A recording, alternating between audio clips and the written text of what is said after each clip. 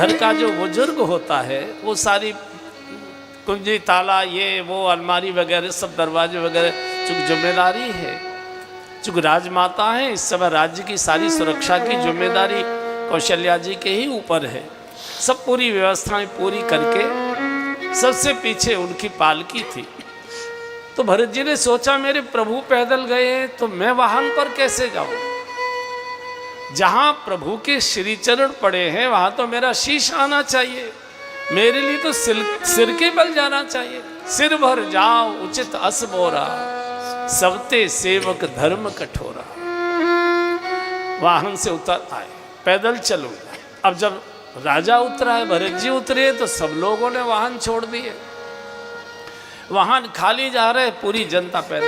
पीछे से कौशल्या जी की जब पालकी, उन्होंने सेवकों से पूछा ये लोग पैदल क्यों जा रहे हैं? बोले माँ भरत भैया पैदल चल रहे हैं, इसलिए कोई पालकी में बैठेगा नहीं। अपने पालकी के कहारों को कहा कि थोड़ी तेज गति से मेरी पालकी बढ़ाओ, आगे भरत के पास ले चलो।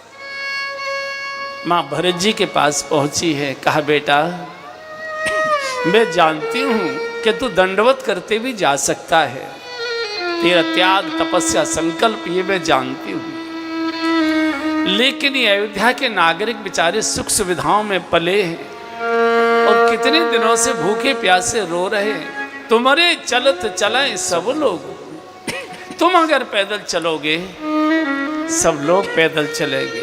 बहुत सुख साधनों में ये पले हुए हैं, भावावेश में आ गए हैं, इनमें वृद्ध भी हैं, बीमार भी हैं, बच्चे भी हैं, महिलाएं हैं। बेटा मेरे कहने से तुम मेरे लिए रथ में सवार हो जाओ। अब जब माँ ने कहा तो भरत जी को रथ में बैठना पड़ा।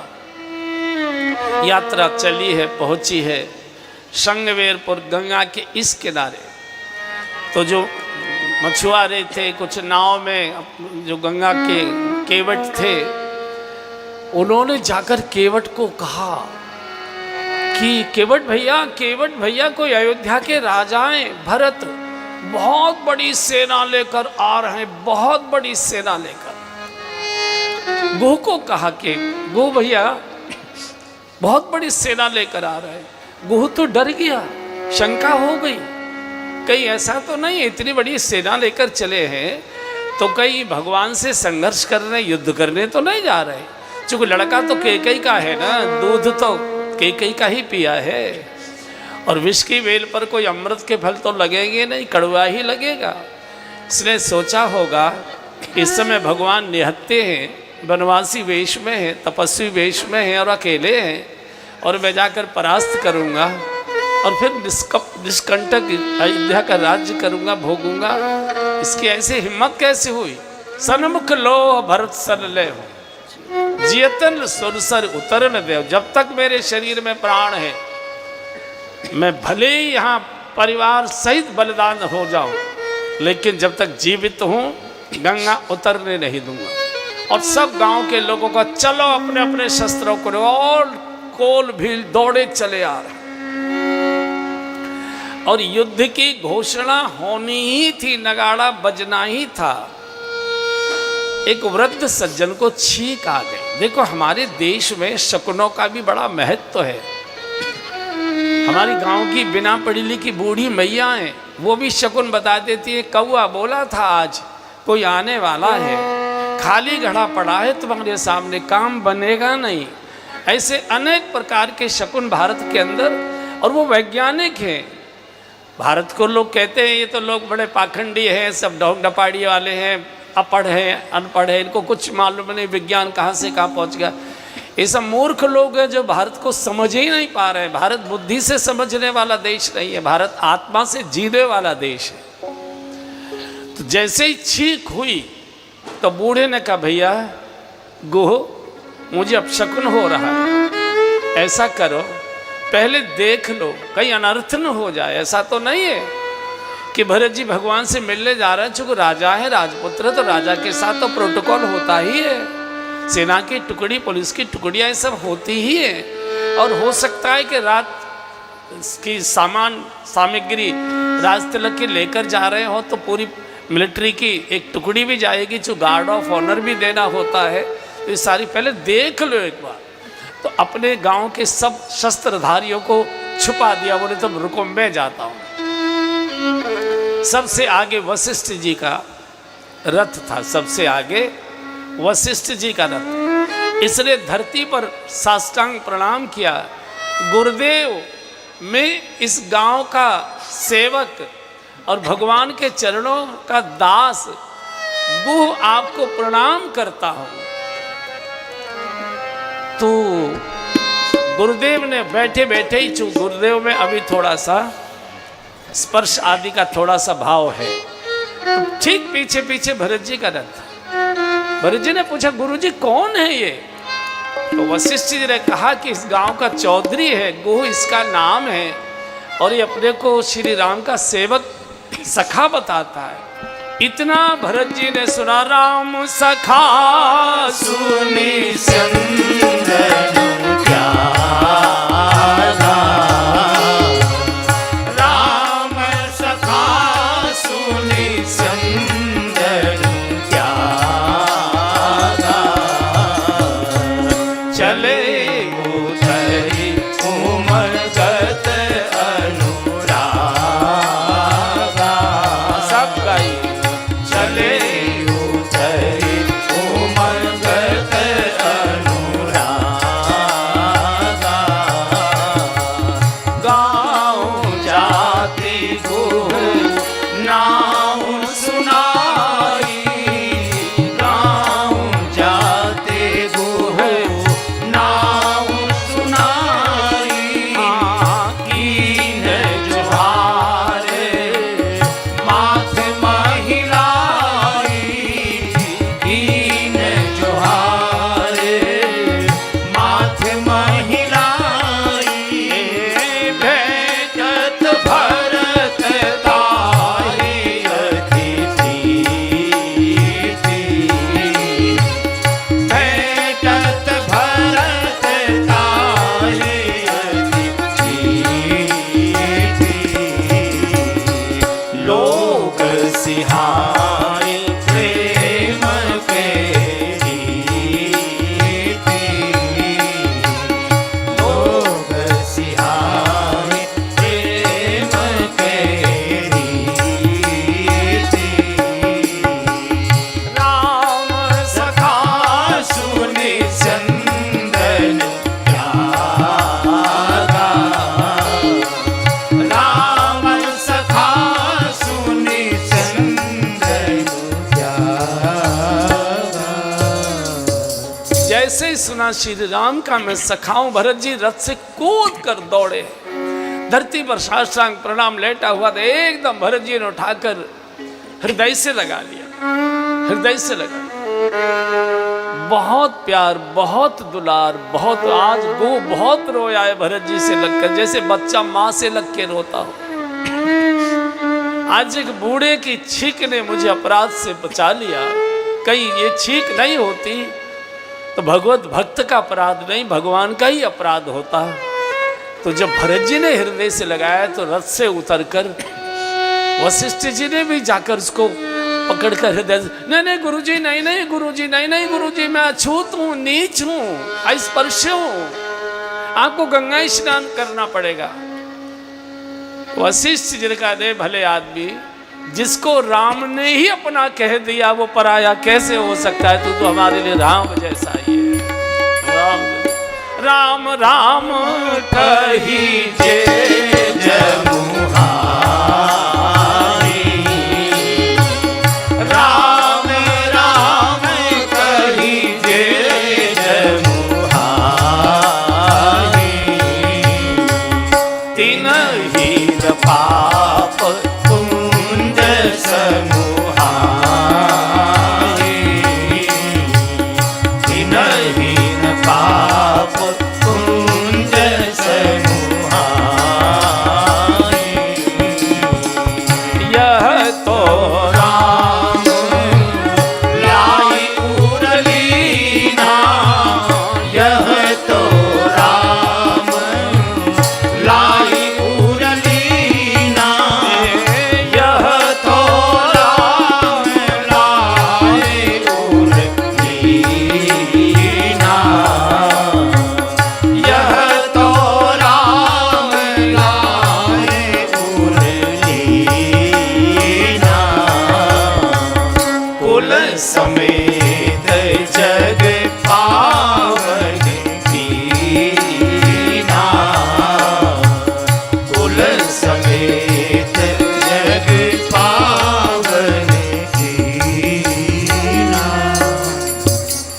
गदगद हो गए भरत जी की और वशिष्ठ जी की गुह की भेंट से।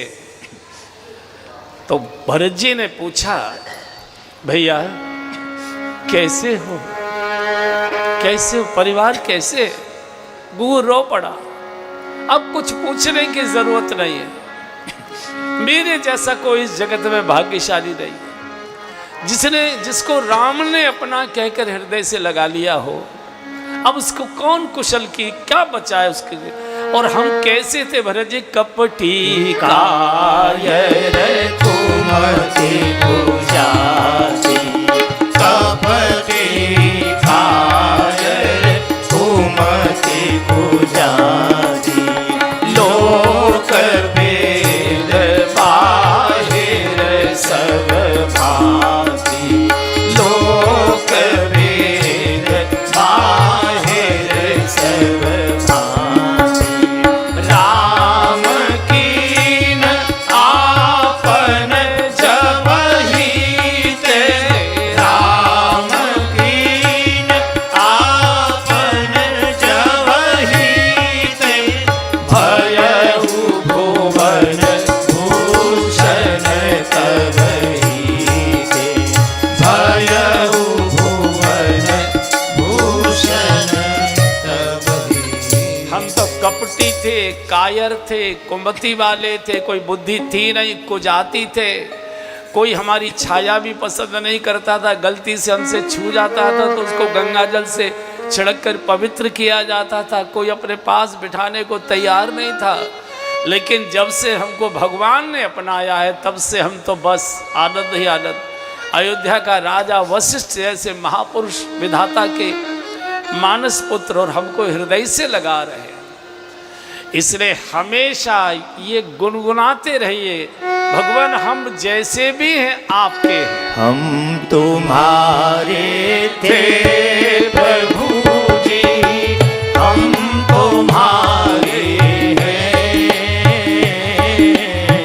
हम तुम्हारे ही रहेंगे ओ मेरे भगवन, हम तुम्हारे। यहाँ तो कह लो प्रभु जी, हम तुम्हारे हैं, हम तुम्हारे ही रहेंगे ओ मेरे भगवन, तुम हमारे थे प्रभु जी, तुम हमारे हो, तुम हमारे ही रहोगे ओ मेरे भगवन। अब तो आगे पाँव पकड़ लो ओ मेरे भगवन, अब तो आगे पाँव पकड़ लो ओ मेरे भगवन,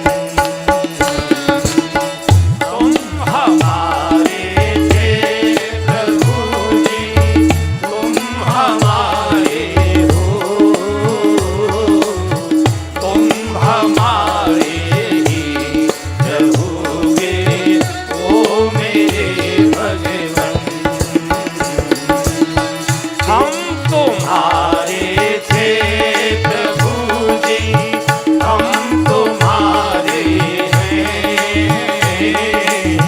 हम तुम्हारे ही रहेंगे ओ मेरे भगवन। पूरी अयोध्या के समाज की, गांव के लोगों ने बहुत सुंदर व्यवस्था की, जैसी उनकी स्थिति थी सबको उनकी स्थिति के अनुसार कुटियाएं बनाई, आसन बिछवाए, जो भी भोजन पानी कंद मूल फल जैसी भी सेवा हो सकती थी। रात्रि को जब सब सो गए, भरत जी तीनों माताओं के चरण दबाया कर। देखो मैं इस पर बहुत जोर देता हूँ, बूढ़े माता पिता के चरण जरूर दबाने चाहिए, जरूर दबाए। हमने नौकर रख रखा है, अच्छी बात है, हमने सेवक लगा रखा है, अच्छी बात है, लेकिन माता पिता को संतोष नौकर और सेवक से नहीं होता, माता पिता को संतोष अपने बेटे से होता है। जब उनका बेटा उनके पास बैठकर थोड़ी सी सेवा करता है, बिना मांगे आशीर्वाद निकलता है। आज 2-2 कौड़ी लिख के लोगों को हाथ जोड़े गिड़गिड़ाते रहते हो, आशीर्वाद दीजिए। अरे खोखले लोग क्या आशीर्वाद देंगे, वो खुद भिखारी हैं, वो खुद आशीर्वाद मांग रहे हैं। आशीर्वाद की केवल 3 ही टंकी हैं जिनमें आशीर्वाद भरा हुआ है। टोटी खोलो, माँ के चरणों से में आशीर्वाद होता है, पिताजी के चरणों में आशीर्वाद होता है, और गुरुदेव के चरणों में आशीर्वाद हो तो चौथी जगह है ही नहीं, विधाता ने बनाई ही नहीं।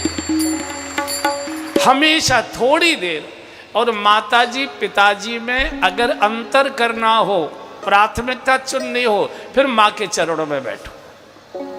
पिताजी का आशीर्वाद हो सकता है स्वार्थ से भी रहे, मेरा नाम करेगा रोशन जग में, मेरा राज दुलारा, काम बढ़ाएगा, नाम बढ़ाएगा, मेरी जय जयकार का, उनको स्वार्थ हो सकता है। माँ को कोई स्वार्थ नहीं होता, माँ पूर्ण निस्वार्थ होती है। बेटा दूधो नहाओ, पूतो फलो, हमेशा माँ का हृदय से आशीर्वाद ही निकलता है। और जो पुत्र अपनी पत्नी और अपने बच्चों के सामने अपनी बूढ़ी माँ को आंख निकालकर तमतमाते चेहरे से ऊंची आवाज बोलकर जो फटकारते, चुप रहा करो, बीच में मत बोला करो, तुम क्या सुन रही हो, काम करो अपना, इधर बताएगा। उस समय माँ बोलती तो कुछ नहीं है, लेकिन बहुत रोती है, बहुत रोती है। और उस समय माँ को प्रसव का दर्द याद आने लगता है।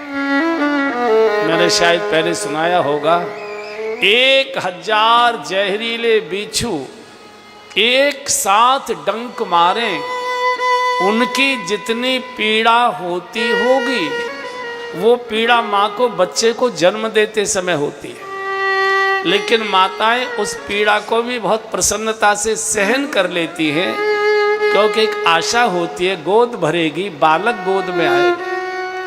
लेकिन वही बालक बड़े होकर जब माता पिता को फटकारता है, दुत्कारता है, बहुत रोती है माँ, बहुत रोती है।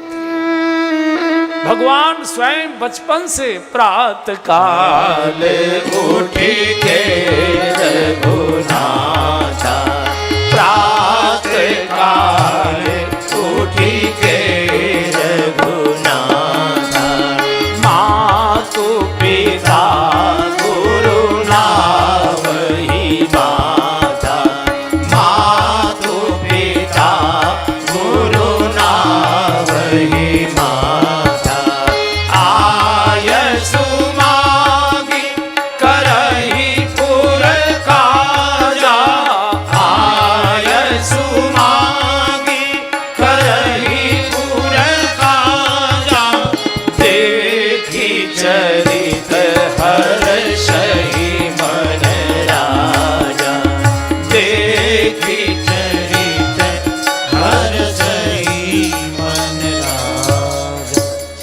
के समय, दिन में तो आप व्यस्त रहते हो, शाम के समय थोड़ी देर 10 मिनट 5 मिनट अपनी बूढ़ी माँ के पास बैठो।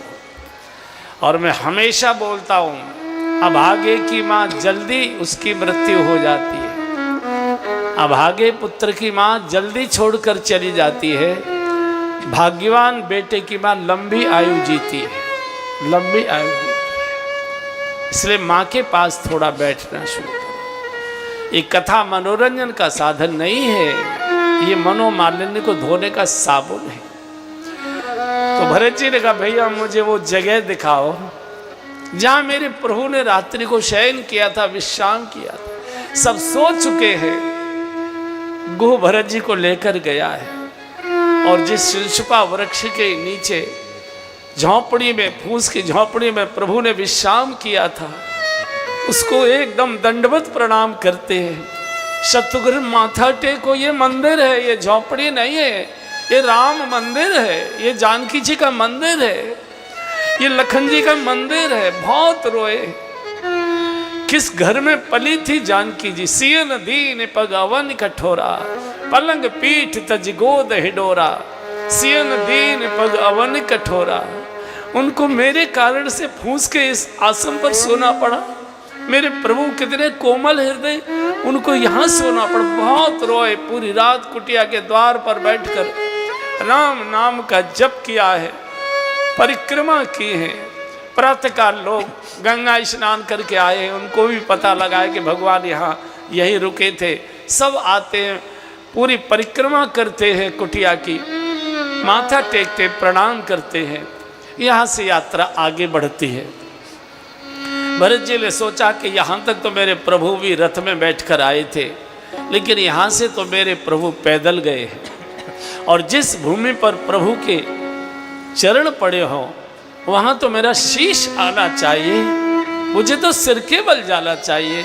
और भरत जी ने तय कर दिया, सिर भर जाऊं उचित अस मोरा, सिर भर जाऊं उचित अस मोरा, सिर भर जाऊं उचित अस मोरा, सिर भर जाऊं उचित अस मोरा, सब ते सेवक धर्म कठोरा, सब से सेवक धर्म कठोरा, राम पया दे पायस आजू, राम पया दे आयस आये, हम रथ गज बाज बजाए, हम रथ गज बाज बजाए। जब प्रभु पैदल गए तो वहां तो उस भूमि पर मेरा शीश आना चाहिए, मुझे तो दंडवत करते जाना चाहिए। सबको आगे भेज दिया और भरत जी शत्रुघ्न जी पीछे रह गए। ये जो यात्रा हुई है चित्रकूट की, ये मई मास में हुई है, और आप जानते हैं मई का सूर्य कितना तपता है। भयंकर तपन मई में हुआ करती है। जून में तो थोड़े बदरोटी हो जाते हैं, आकाश में बादल भी आ जाते, रिमझिम भी हो जाता है, लेकिन मई बहुत भयानक होती है। और कभी नंगे पैर चलने का इनको अभ्यास नहीं था। राजकुमार थे, पलंग पीठ तज गोद ही डोरा, सीता जी ने कभी पैर धरती पर रखा ही नहीं। जब मेरे प्रभु पैदल गए हैं तो मैं तो सिर के बल जाऊं, और जब पैदल चले हैं क्या स्थिति होगी। झलका झलकत पायन कैसे, झलका झलकत पायन कैसे, झलका झलकत पायन कैसे, झलका झलकत पायन कैसे, पंकज कोश कोश कण जैसे, पंकज कोश कोश कण कैसे, भरत पया देहि आये आजू, भरत पया देहि आये आजू, भयउ दुखित सुनि सकल समाजू, भयउ दुखित सुनि सकल समाजू। श्री भरत जी गुलाबी गुलाबी तलवे, श्याम वर्ण है भरत जी का। राम जी और भरत जी एक जैसे ही लगते थे। भरत राम ही की अनुहारी, सहसा लख न सकै नर नारी। लोग अयोध्या के भी नागरिक पहचान नहीं पाते थे राम कौन है भरत कौन। बिल्कुल रूप स्वरूप स्वभाव से बिल्कुल एक जैसे, फपोले पड़ गए। जैसे आपने देखा होगा जाड़ों के दिनों में कमल के पत्तों पर ओस की बूंदें पड़ती तो मोती जैसे दिखाई देते। पंकज कोश ओस कण जैसे, जैसे कमल के पत्तों पर ओस के कण मोती जैसे। किसी ने माँ से कहा, सेवक ने, माँ आज भरत भैया पैदल आए, दौड़े आए कुटिया में जहाँ भरत जी की कुटिया थी। चेहरा नहीं देखा आज माँ ने, भरत जी के सीधे पैर देखे। हाथ में लेकर, भरत तू क्या करेगा बेटा, चलेगा कि नहीं, पहुंचेगा कि नहीं, तूने क्या कर डाला।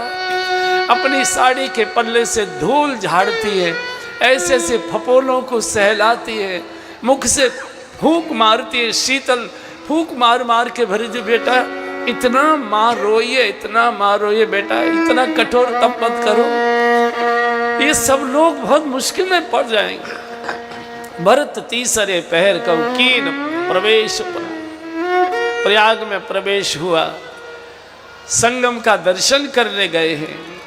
संगम के किनारे पर श्री भरत जी खड़े हैं, एक ओर से श्री यमुना जी आ रही हैं, एक ओर से श्री गंगा जी आ रही हैं। गंगा जी श्वेत वर्ण की है, यमुना जी श्याम वर्ण की है। खड़े होकर दोनों का दर्शन करते ही भगवान को राम और सीता जी याद आने लगे। देखो ये भक्ति की पराकाष्ठा है कि नदियों का रंग देखते ही भगवान याद आ जाए।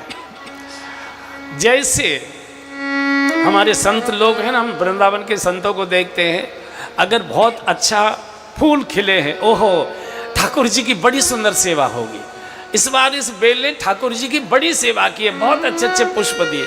जैसे गाय ने अच्छा दूध दिया तो साधु कहते हैं इस बार गाय ने ठाकुर जी की बड़ी सेवा की है, हम क्या कहेंगे गाय ने बहुत अच्छा दूध दिया इस बार।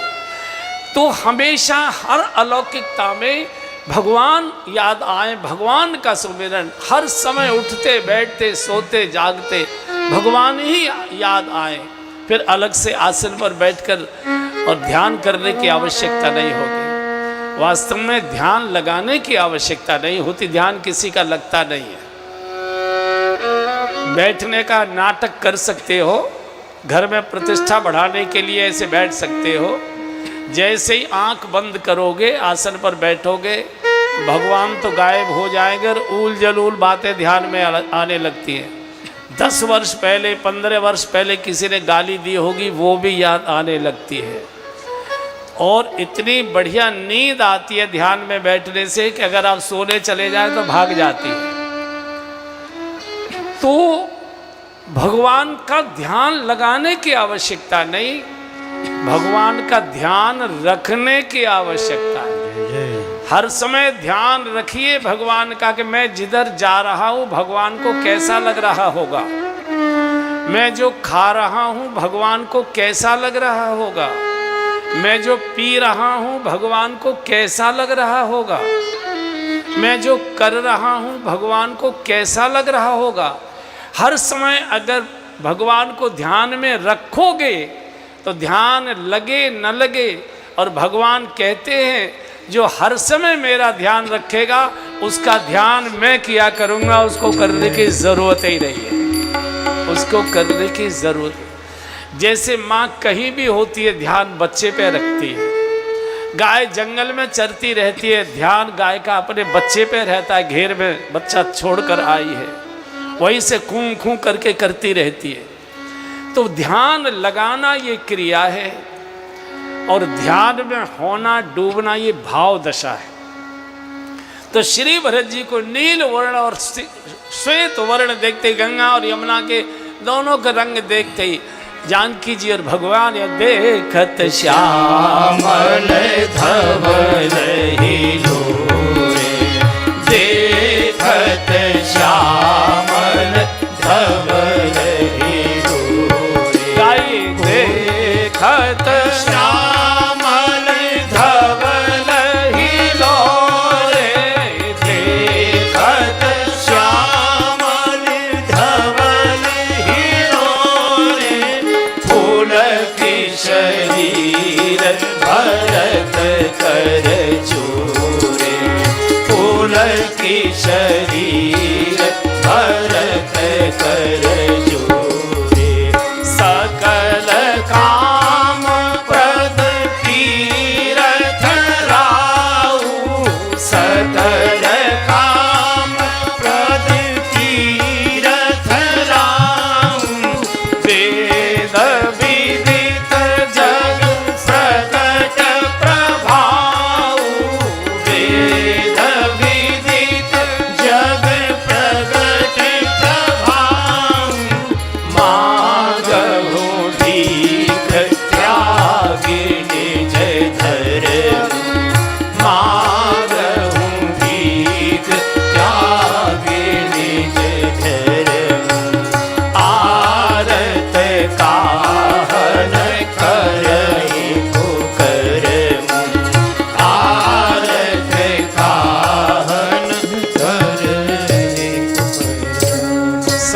धर्म का कोई अब ज्ञान नहीं है। मेरे जैसे कोई घर में जवान मौत हो जाती है तो बड़े पढ़े लिखे लोग भी पागलों जैसी बातें करने लगते हैं।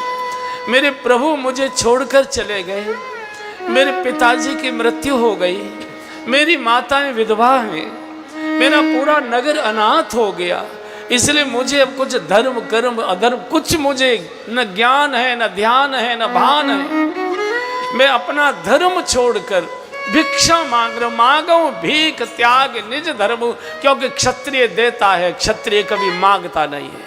लेकिन आज मुझे अपने धर्म का कोई ज्ञान नहीं है। तो तीर्थराज प्रयाग से आवाज आई, कहिए भरत जी आपको क्या चाहिए? हमारे पास तो 4 चीजें हैं, धर्म अर्थ काम मोक्ष, 4 पदार्थ भरा भंडारू, और इन्हीं चीजों को मांगने आते हैं। आपको चारों चाहिए या चारों में से कुछ चाहिए? भरत जी ने कहा मुझे चारों में से कुछ नहीं चाहिए। धर्मन अर्थन काम रुचि और गति न चाहूं निर्वाण, जन्म जन्म रति राम पद यह वरदान। हे तीर्थराज प्रयाग, हे प्रयागराज, मुझे चारों में से कुछ नहीं चाहिए, धर्म भी नहीं चाहिए, क्योंकि सत्य को धर्म का है, धर्म दूसर सत्य समाना। और ऐसा धर्म ऐसा सत्य किस काम का जो सत्यनारायण को ही जीवन से निकालकर जंगल में भेज दे। ऐसा मुझे धर्म और सत्य नहीं चाहिए। अर्थ भी नहीं चाहिए जिस अर्थ ने सारी अयोध्या का अनर्थ कर दिया। धर्म अर्थ काम, काम भी नहीं चाहिए जिस कामना के वशीभूत मेरे बूढ़े पिताजी ने ऐसा गलत निर्णय ले लिया कि पूरी अयोध्या अनाथ हो गई। और मोक्ष की तो आवश्यकता है, सगुनोपासक मोक्ष नहीं। भक्त तो जन्म चाहता है, जन्म चाहता है, बार बार जन्म हो, बार बार ठाकुर जी की सेवा करें, बार बार सरयू का स्नान करें, बार बार हनुमानगढ़ी को माथा टेके, बार बार जन्मभूमि की परिक्रमा करे, बार बार वृंदावन का दर्शन करे। भक्त मोक्ष नहीं चाहता, भक्त तो भगवान का दर्शन चाहता है। जन्म जन्म रति राम पद यह वर दे सकते हो तो एक चीज दे दो, सीता राम चरण रति मोरे, सीता राम चरण रति मोरे, अनुदीन बढ़ई